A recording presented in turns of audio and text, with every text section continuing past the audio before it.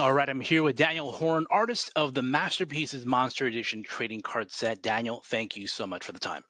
My pleasure, Billy. First question for you. How are you introduced to the horror genre? Well, I grew up in the 1960s and we had color or black and white TV and only three stations. So one of the stations would always carry monster movies on Saturday night. I'm sure most towns have a creature feature or something like that, or some kind of, and they would play classic monster movies. And I don't know, just I always felt sympathy for the monsters because they were kind of misunderstood and it wasn't their fault Mhm. for how they were created. When did you know that you wanted to be an artist? Pretty early, I went to Catholic school and would go to church every day. And in the back of the church, there were bas reliefs of the story of Jesus, and they were sculptured. And I remember as a little child sitting in church and looking at these storytelling sculptures. They were storytelling tableaus, and I thought I really latched onto that. Wow, it'd be neat to tell stories with your art. I think you've done an amazing job at definitely capturing the essence of a story within a painting. When did you learn to grasp the ability to do that? It started when I was in art school and studying the great master illustrators because I wanted to be an illustrator. Their stock in trade was telling a story. Uh, and then when I became an illustrator, you learned how to, when you'd get a manuscript, to really hone in on what's the essence of the story. The card set includes monsters from everywhere. Mhm. I made it a point that if it was from a culture that I didn't know, that I would research a little bit about that. I would ask Upper Deck, just send me what you want me to paint, but no visual reference at all. Mhm. Because they asked my take on it. So I didn't want to be influenced Right. as much as possible. Some monsters or creatures, they are what they are, and there's. But I really wanted to give my take on it. For instance, there was a creature from the Philippines. They have certain types of tombstones. Mhm. It's not like the tombstones, the grave markers that you would see in the States. They have the very distinct, they're very tall, and they had like a concrete basket, which the family members would put flowers, fruits, things for their dearly departed. Um, and so I added that in to the illustration, because I wanted everyone to kind of see their culture and say, "Oh, wow, that looks just like this over here or that over Mhm. there." It was really important, to add a bit of the culture into the illustration. So, what would you say were some of the challenges that you had, maybe versus doing a book cover to a trading card? With a book cover, um, my job was to help sell the book. So the characters and the action are interesting.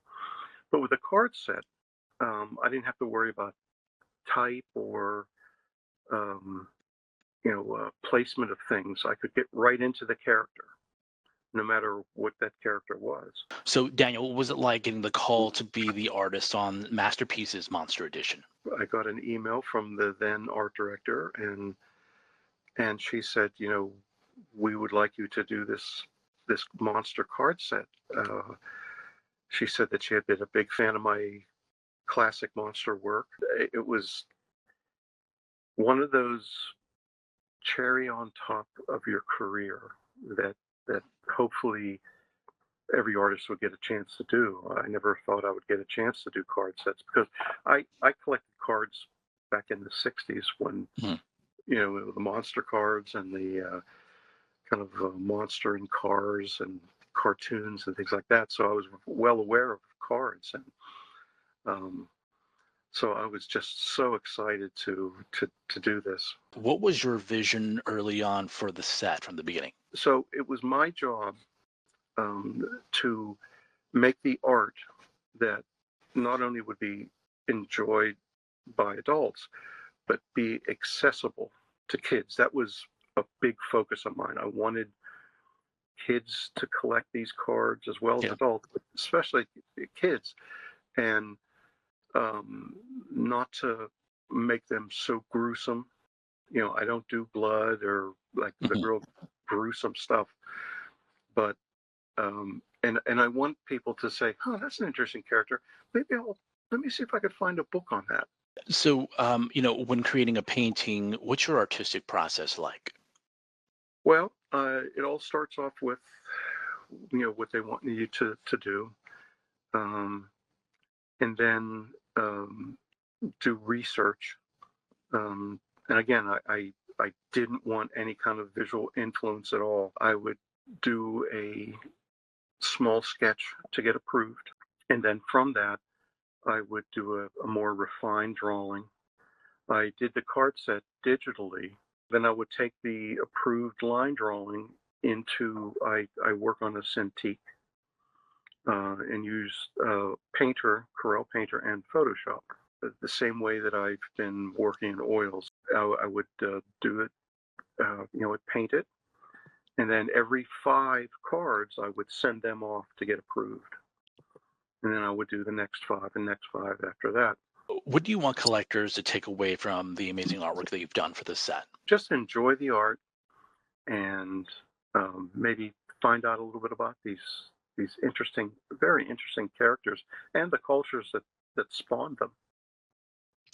For you, what's it like knowing that, the trading card's going to come out in hobby stores and people are just going to finally be able to open these packs and just really take a deep dive into the artwork that you've done? When I sculpted my first action figure back in the early 90s, I was doing a lot of sculpting.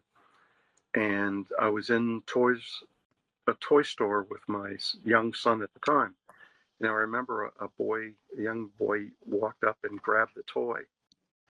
And that thrill I had that someone enjoyed something that I created. And it's the same thing with the card set. Mhm. It gives me great joy to know that people hopefully will enjoy it. I just want people to enjoy the set. Well, Daniel, I think you've done an amazing job on, Masterpieces Monster Edition. Thank you so much for joining us on Upper Deck and Review. Billy, it's been my pleasure, and I hope you have a wonderful rest of the day.